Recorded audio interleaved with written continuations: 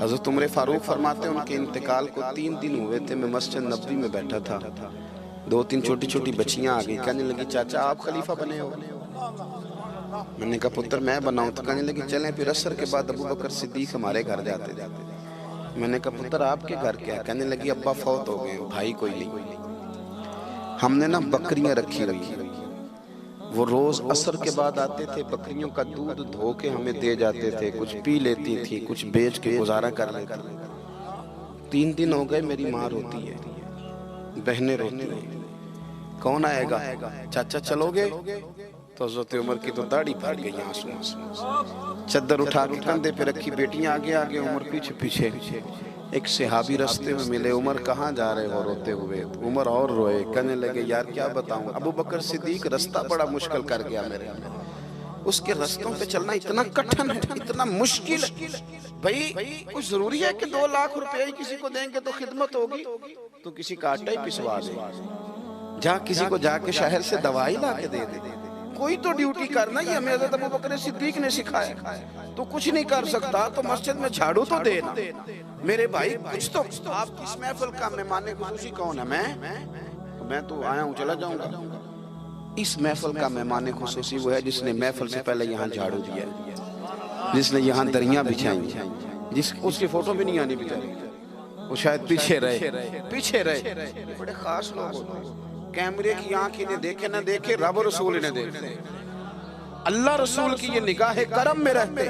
حضرت ابو بکر صدیق رضی اللہ تعالیٰ عنہ نے نیکی کے خیر کے اہداف طے کیے، اس ہدف پر انہوں نے زندگی گزاری۔ تیسری بات، انہوں نے نا اپنا مال خرچ کیا اسلام کے لیے۔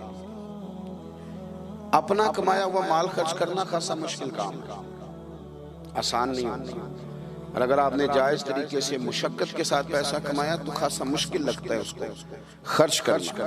حضرت ابو بکر صدیق رضی اللہ تعالیٰ عنہ نے مال خرچ کیا، اور کس طرح خرچ کیا کہ جب جب حضور نے اشارہ کیا، جب جب اشارہ کیا، مسجد نبی بننے کی بات آئی تب بھی خرچ کیا، جہاد کی بات آئی تب بھی خرچ کیا۔ حالات اوپر نیچے ہوتے رہتے ہیں، جنگ میں حضور نے اعلان کیا تو حالات کچھ زیادہ مؤثر نہیں تھے صدیق اکبر کے، تو حضرت عمر کہتے ہیں اس دن میں نے سوچا آج میں نے آگے گزرنا، تو میں آدھا مال لے آیا گھر سے۔ کتنا؟ زکوٰۃ کتنے فیصد ہے؟ بول کے بتائیں، جوان کیوں نہیں بول رہے؟ کتنے فیصد؟ زکوٰۃ 2.5% ہے، 2.5%، 100 میں سے 2.5 روپے۔ حضرت عمر کتنے لے آئے؟ 50 روپے 100 میں سے۔ یہ بڑا مشکل کام ہے، 2.5% دیتے ہیں تو لوگ کئی حساب کرتے ہیں، اور 50% یعنی آدھے پیسوں کو تھوڑا نہ سمجھیں آپ۔ حضرت عمر بہت زیادہ پیسے لے کے آئے، 50%، گھر کی ہر شے آدھی کر کے لے آئے، اور آپ فرماتے ہیں میرے حالات بڑے اچھے تھے ان دنوں، اور ابو بکر صدیق کے معاملات کا مجھے پتہ تھا، تو میرے دل میں خیال آیا کہ آج نہ میں نے ابو بکر سے آگے گزر جانا۔ کہتے ہیں جا کے میں نے مال رکھا، اتنی دیر میں صدیق اکبر بھی آ گئے۔ کہتے ہیں جواب تو چلو جو ہونے تھے وہ ہونے ہی تھے، حضور نے جو دونوں سے سوال پوچھے نا، ان سوال ہی بڑے انفرادی تھے۔ مجھ سے حضور نے پوچھا کیا لے کے آئے ہو؟ ادھر دیکھو جوانوں، کیا لے کے آئے ہو؟ میں نے عرض کی حضور آدھا۔ مجھ سے پوچھا کیا لے کے آئے ہو؟ میں نے کہا حضور آدھا لے آیا ہوں۔ پھر غور کرنا، پوچھا کیا لائے ہو؟ اور ابو بکر صدیق سے پوچھا گھر کیا چھوڑ کے آئے ہو؟ آپ دیکھیں سوالوں میں ہی فرق ہے، مجھ سے پوچھا جا رہا ہے کیا لائے ہو، اور ان سے پوچھا کیا، اور ان کا جواب بھی بڑا انوکھا ہے۔ اس سوال کا جواب تھا حضور کچھ نہیں چھوڑا، سارا لے کے آیا۔ جواب یہ تھا، آپ سوال پوچھتے ہیں نا کہ ختم ہو گیا کھانا، تو کہتے نہیں ختم ہو گیا۔ حضرت صدیق اکبر سے پوچھا کیا لائے ہو، کیا چھوڑ کے آئے ہو؟ انہیں کہنا چاہیے تھا کچھ بھی نہیں۔ حضور نے فرمایا کیا چھوڑ کے آئے ہو؟ کیا جواب ہے، کیا حسن ہے، گویا وہ کہہ رہے ہیں کہ ہم کو لاوارث تو نہیں نا بھئی، کیا چھوڑ کے آئے ہو؟ تو عرض کرنے لگے حضور گھر بڑا ہوا ہے، اللہ بھی چھوڑ آیا ہوں، اللہ کا رسول بھی چھوڑ آیا ہوں، رب رسول کا نام ہے نا میرے گھر میں۔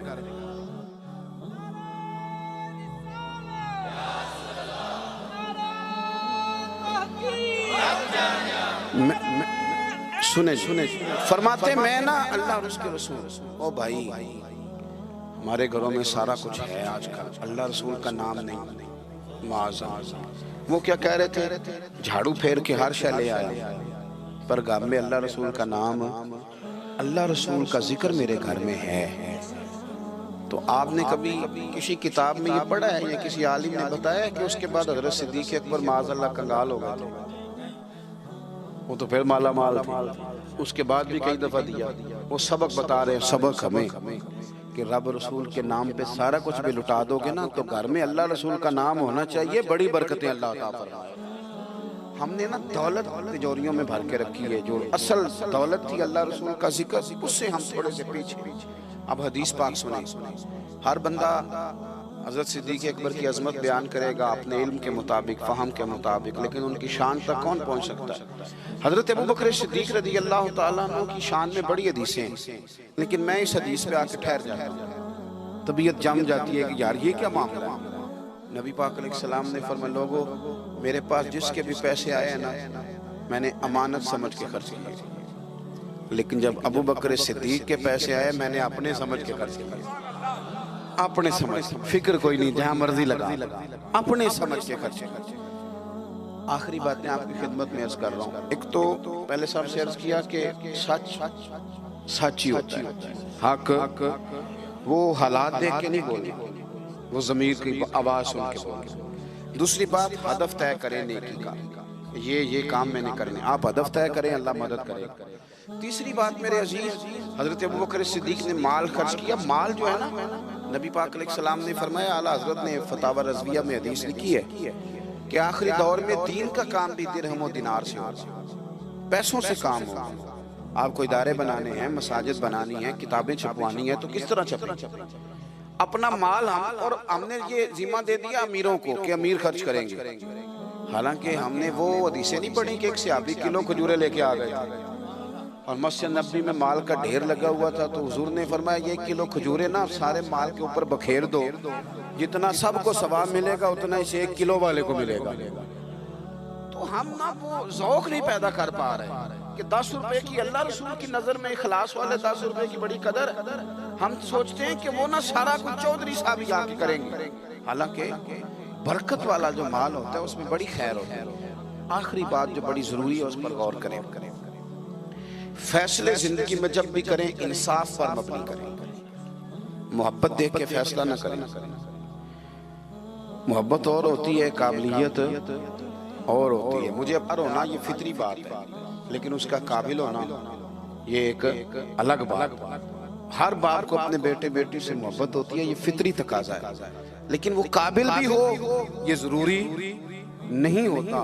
حضرت صدیق اکبر کے اپنے بیٹے موجود تھے، وہ جاتے وقت کسی کو بھی خلیفہ بنا دیتے، موجود تھی ان کی اولاد، مسلمان تھی، کلمہ پڑھتی، صحابی تھے، 4 نسلیں صحابی حضرت صدیق بنا سکتے تھے نا۔ اور حضرت عمر نے تو کبھی ایسا نہیں کیا کہ تحفے بھیجے ہوں، دوستی بڑھائی ہو، بلکہ وہ تو کہتے ہیں کہ ہماری تو نیکیوں میں آگے گزرنے کی دوڑ ہی لگی رہی، ساری معاملہ دوڑ میں رہا۔ لیکن حضرت ابوبکر کا فیصلہ دیکھیں، جب وقت وصال آیا آپ نے فرمایا عمر کو بلاؤ، ساری چیزیں وصیتیں نصیحتیں کی، سب کچھ حضرت عمر کے سپرد کیا۔ لوگوں نے کہا کہ ابوبکر صدیق یہ تو بڑے سخت آدمی ہیں، آپ ایک سخت گیر آدمی کو بنا کے جا رہے ہیں۔ تو نبی پاک صلی اللہ علیہ وسلم کے غلام نے کیا جواب دیا؟ فرمانے لگے میں اس وقت دنیا سے جا رہا ہوں، اس موقع پہ بڑا جھوٹا آدمی بھی سچ بولنے لگا، میں جب اللہ رسول کی بارگاہ میں جاؤں گا تو مجھ سے پوچھا جائے گا کہ امت کے بارے میں کیا فیصلہ کر کے آئے ہو، تو میں کہوں گا امت میں جو سب سے بہترین تھا اسے امت کا سربراہ بنا کے آیا۔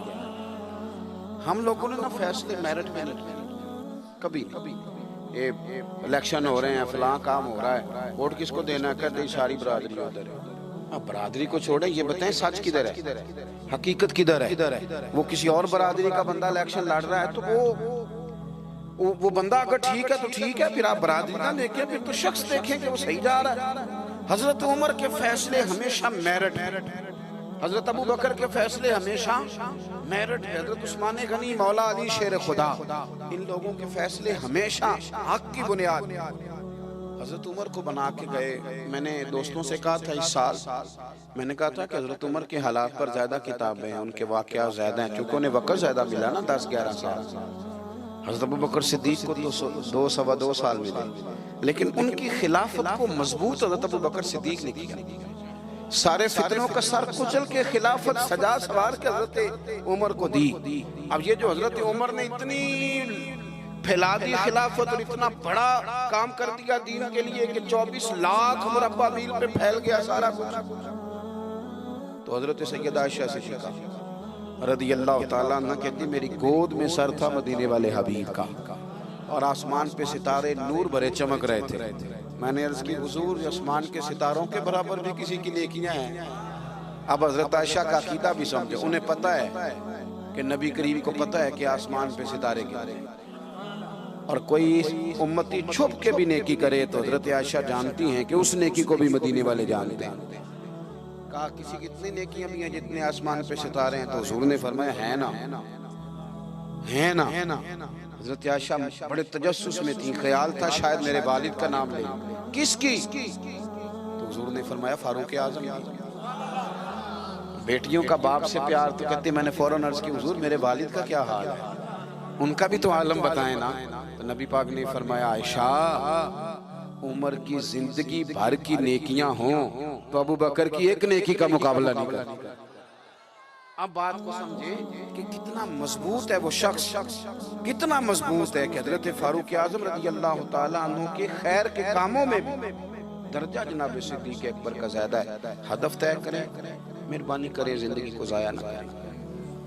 لمحات بڑے ضائع ہو گئے, اور ثابت کرنے کی بھی کوشش نہ کریں کہ ہم صحیح چل رہے ہیں. آپ چلتے رہیں, وقت خود بخود ثابت کر دے گا. وقت ثابت کر دیا کرتا ہے کہ جناب یوسف بے گناہ بھی ہیں اور سچے بھی ہیں, اور وقت ثابت کر دیا کرتا ہے کہ وہ مصر کے جیل خانے کے نہیں مصر کے تخت کے وارث ہیں. تو آپ کام کریں, کوشش کریں, دین کے لیے آگے بڑھیں. آپ لوگوں کی فلاح کے لیے, وطن کی فلاح کے لیے حضرت صدیق اکبر رضی اللہ تعالیٰ عنہ نے ہمیں کہا کہ ڈھونڈ کے نیکی کرو, جو تم سے ممکن ہو سکے وہ خیر کا کام کرو. دعا کرتا ہوں جو میں نے کہا ہے اللہ اسے قبول فرمائے. آپ لوگ بیٹھے جی, کس نے اٹھایا؟ تشریف رکھیے. اور جہاں ہم گفتگو کے دوران بھول گئے اللہ ہمیں معاف کرے. محفلیں ہوتی ہیں نظریات کی, سرکار کے نام کی, شخصیات کی نہیں ہوتی. یہ محفل میرے نام کی نہیں, حضرت صدیق اکبر کے نام کی نہیں. تو میں نے جیسے عرض کیا کہ مسافر ہیں, ہم نے پوچھنے